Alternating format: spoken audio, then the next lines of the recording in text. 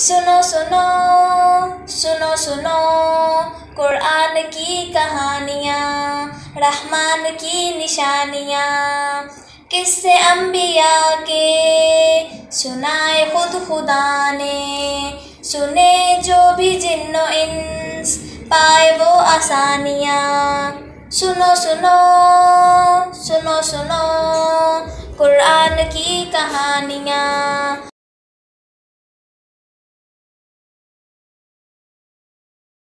अस्सलामु अलैकुम वरहमतुल्लाहि वबरकातुहू। बहुत ही प्यारे हंसते मुस्कुराते साथियों, सिलसिला कुरानी कहानियों में खुश आमदीद, जहाँ आप सुनते हैं रोज़ाना रंग बिरंगी नई पुरानी हंसती हंसाती सीखती सिखलाती सच्ची ख्याली तारीख़ी कुरानी मज़ेदार कहानियाँ।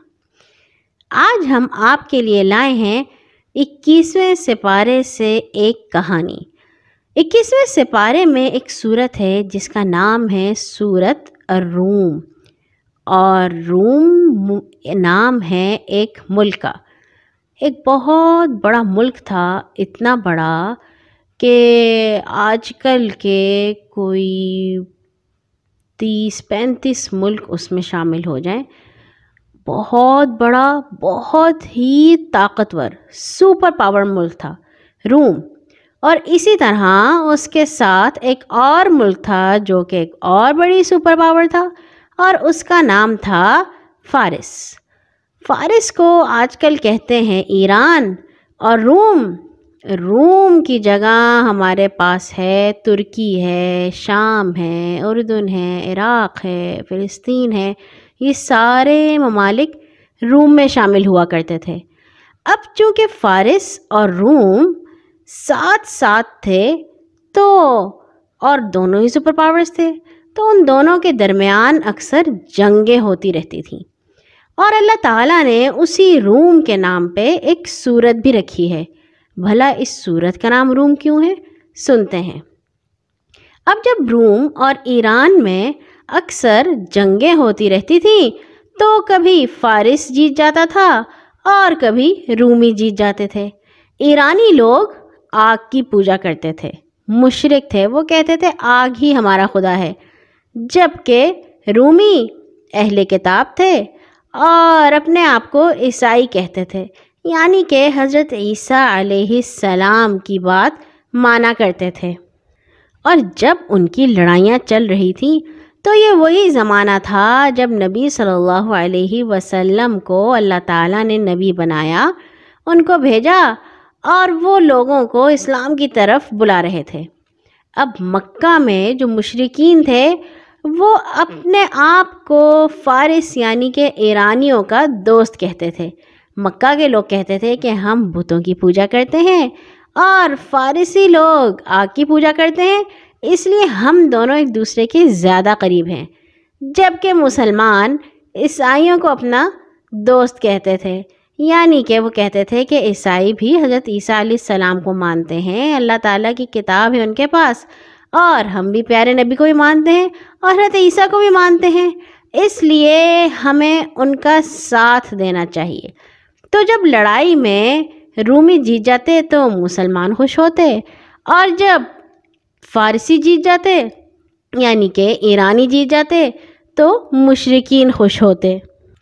अब हुआ ये कि ईरान का जो बादशाह था जिसका नाम था खुसरू परवेज़, उसकी बहुत ही ज़बरदस्त लड़ाई हो गई रूम के बादशाह से जिसका नाम था फ़ोकास के साथ उसने बहुत लड़ाइयाँ की, और फिर आखिरकार मिस्र से फ़ोकास को मदद मिली और वहाँ पे एक और नए बादशाह को भेजा गया जिसका नाम था कैसर।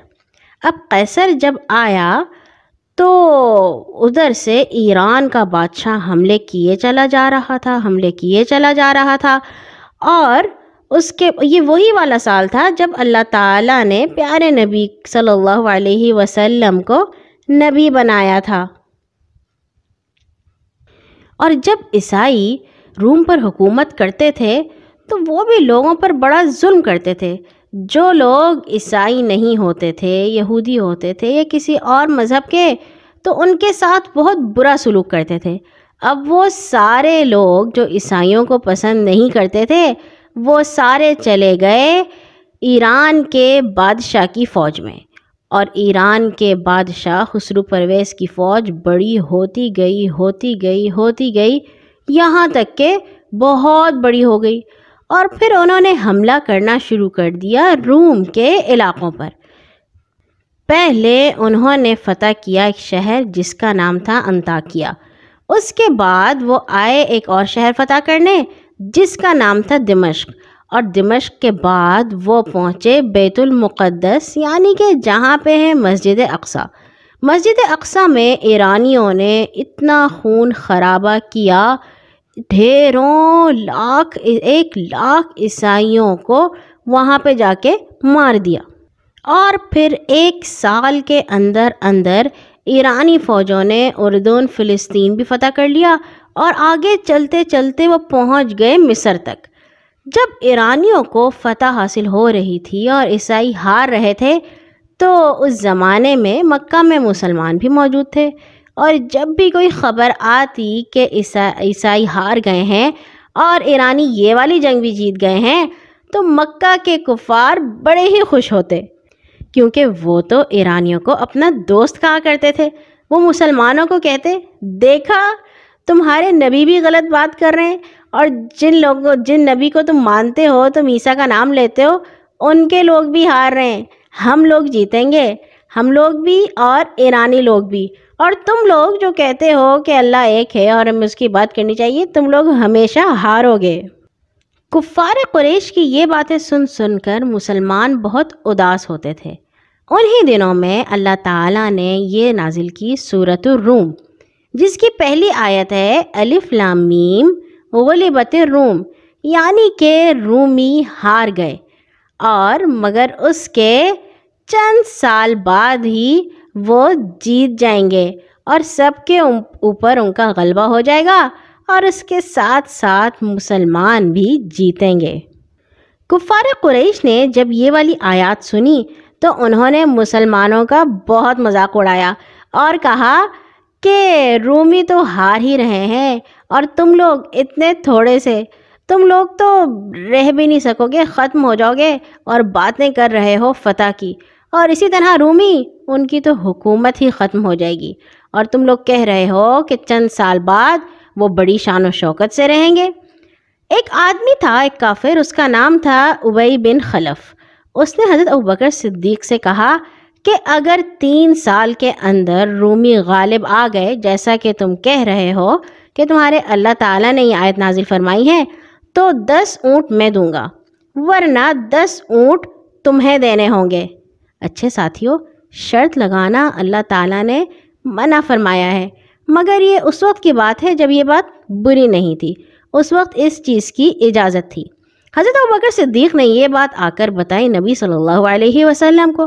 نبی صلی اللہ علیہ وسلم نے کہا کہ اللہ تعالیٰ نے قرآن میں کہا ہے بضع سنین، چند سالوں بعد، اور بضع سنین کا عربی میں مطلب ہوتا ہے 10 سے کم۔